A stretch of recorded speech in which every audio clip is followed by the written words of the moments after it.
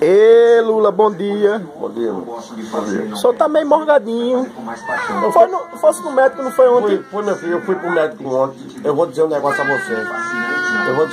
você. Eu não gostei não, que é o tal de próstata. Mas isso é pra saúde do homem. Depois de 40 anos, qualquer homem tem que fazer. Entendeu? Isso é verdade. E eu não gostei não. Mas é pra saúde do homem, então eu fiz e todo ano eu vou fazer de novo. Resumindo, levasse uma dedada. Deixa de ser homem por conta disso, tua idade tá chegando, Luiz Manuel.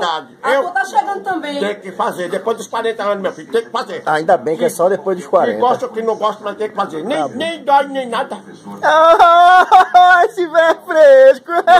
Olha, me respeita. Você me respeita. Olha, você me respeita. O que é que o senhor tem, pai? Tá com a cara feia aí. Tô pensando na minha vida. Porque hoje não.